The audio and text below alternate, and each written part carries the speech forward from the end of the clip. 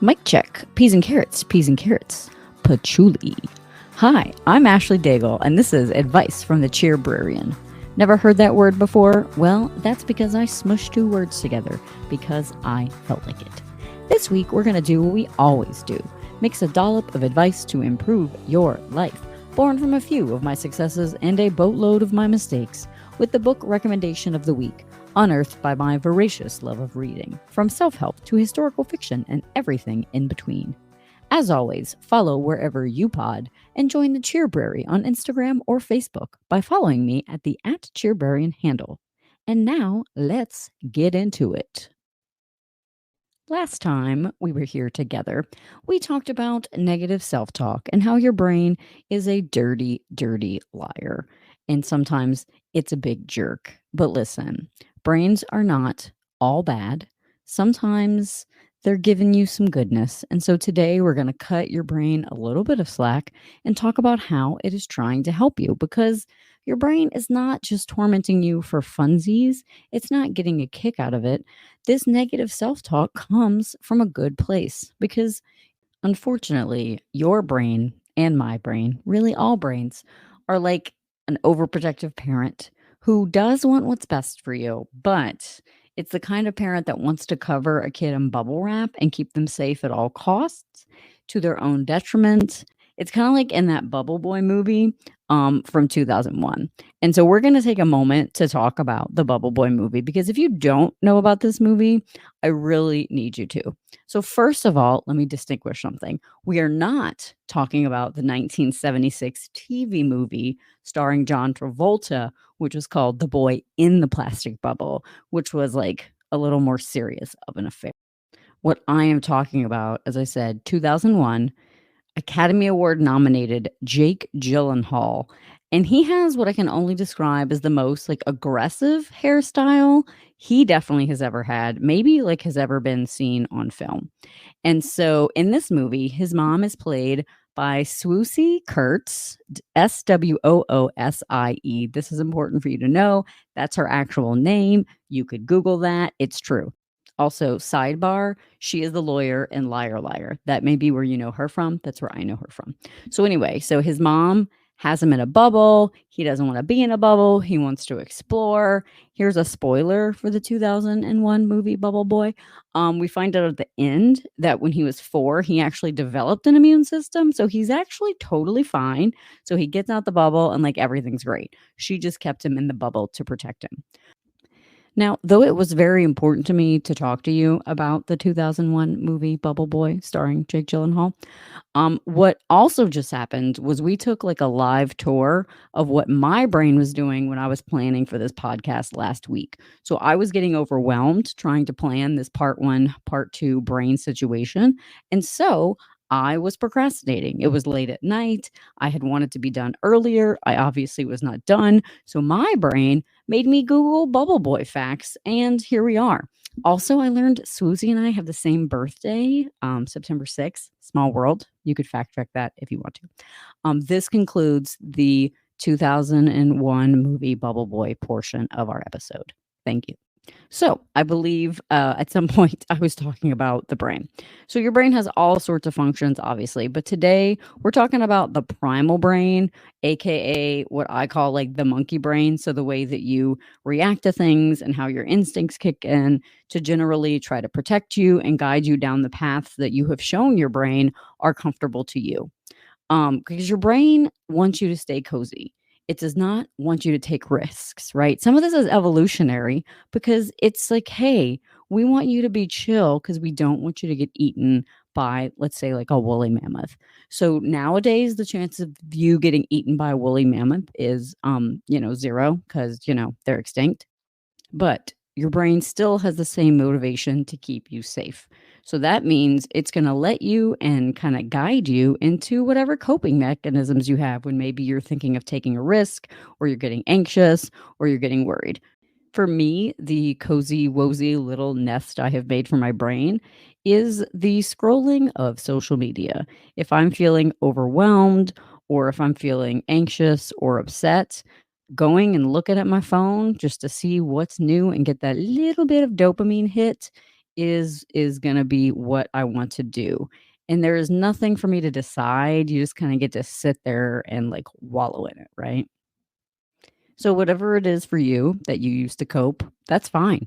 I'm not telling you that you can't ever do it, but I'm saying we don't want to just let the monkey brain drive us, right? We want to be able to grow and we want to be able to change and we want to push through those icky moments. We want to have that neuroplasticity. We want to teach our brain to do the things we want it to do and not just try to keep us stagnant, right? So, what are we going to do in order to maybe have some forward momentum with that neuroplasticity, which is fun to say? I'm going to say it again. Neuroplasticity. You say it. Go ahead. I'll wait. You said it. Okay, great. One practice that has been shown to help the brain and help build that neuroplasticity is gratitude. So, there are three things I want you to try to do to help that brain get out of its comfort zone and move forward. So, if you're frazzled, try to take a moment, step outside whatever you're worrying about, put it aside, think about something you're grateful for that day. And it can be something small. It can be that your toast turned out perfectly. It can be that you got out of bed. It has to be just something that you can be grateful for because this is going to show your brain something else to think about, right? Second thing you can try, end the day with gratitude. I talked about this in an earlier episode, journaling. Journaling's not for you, that's fine. But try to get into a habit as your head hits the pillow, think about something you're grateful for over the day. And then in the moment, when we are battling the brain doo doo, what? Yes, I just laughed at doo doo. I'm 41, it's fine. So when you are trying to battle the brain, I want you to say thank you to your brain. When your brain's telling you, "Ooh, you know what? You should probably just look at social media." Before you pick up the phone and do it, try to every once in a while say, "You know what, brain? I appreciate you. I thank you for trying to keep me safe from this like sad feeling I'm feeling right now, but I'm actually going to try feeling it and then I'm going to do something else. I'm not just going to hide under the emotional, you know, cozy blanket of social media. I'm going to go through it." The good news is that your brain is not the only game in town. You can take the ideas and the mess and sometimes the goodness that's coming from your brain and you can contrast them with the other parts of you. So, your heart or your gut or intuition, whatever word you would like to use. We have other tools and we are going to talk about them more when we get into unrequired reading, which is going to happen right now.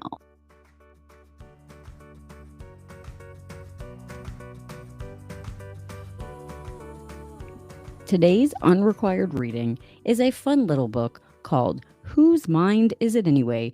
Get Out of Your Head and Into Your Life, which is exactly what we have been talking about today and in last week's episode. And this is a little bitty picture book. I'm going to tell you how I came across it because I think it is an entertaining story. Due to a random turn of events, my husband came with me to the library to pick up a book I had on hold. However, when I arrived to the library, I realized I, in fact, did not have a book on hold.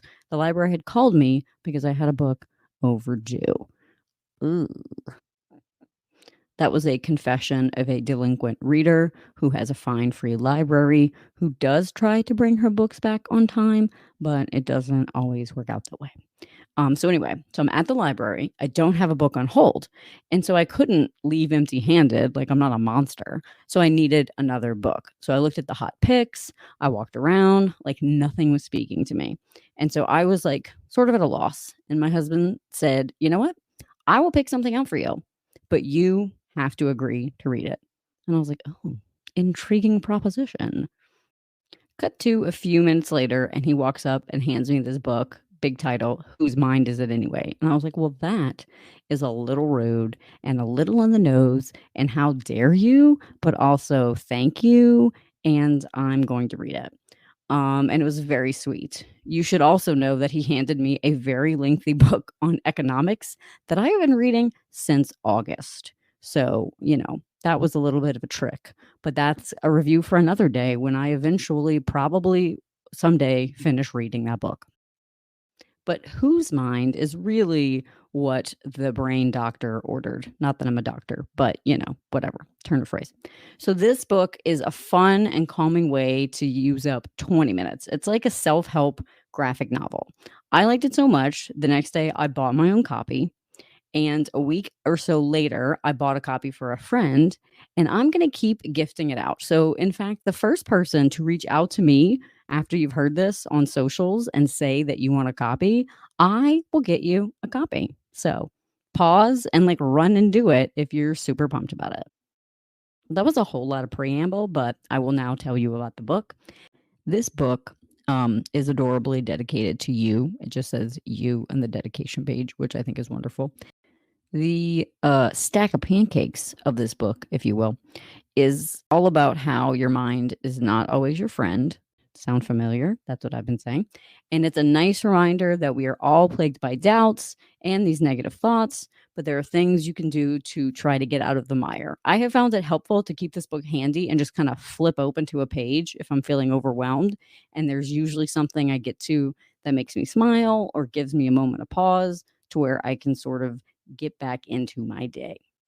So one way that I think this book can be used, it's got these really neat chapter titles that you could sort of flip to in moments of crisis that I think could be helpful. So the chapter titles are Wisdom, Calm, Control, Learning, Pain, Teamwork, and Acceptance.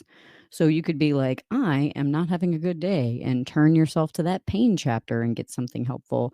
Or, my brain is yelling real loud, and dive on over into the control chapter and get some really juicy goodness. I want you to get a good understanding of what you will find within the chapters of this delightful book.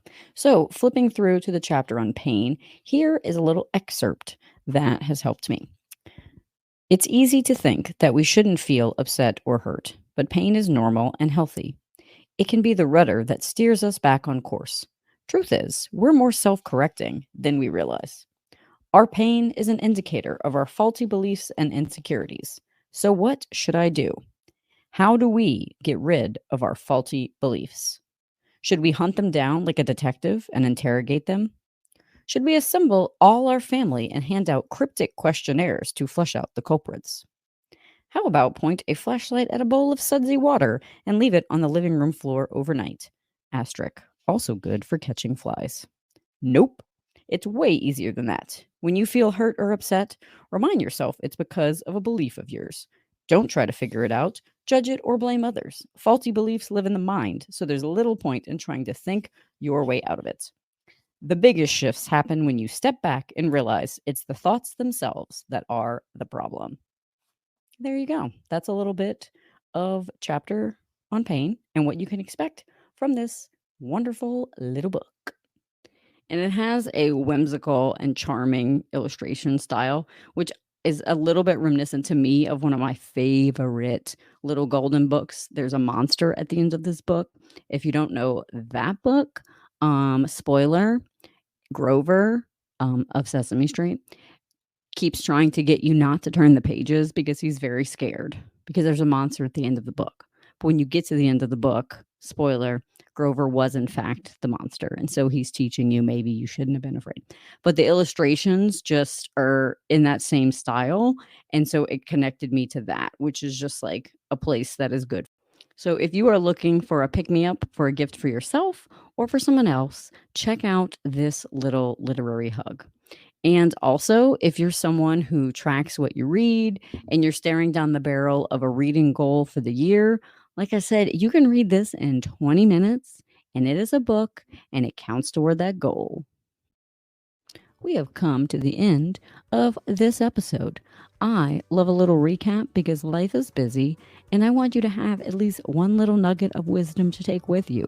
Whether you sat here listening with your undivided attention, or whether you were in the car, or whether you were making your lunch, I want you to walk away from this having learned something. So, the unsolicited advice of this episode was that your brain is trying to help you, so you should listen to it, but only sparingly, and you should make sure to check in with your gut.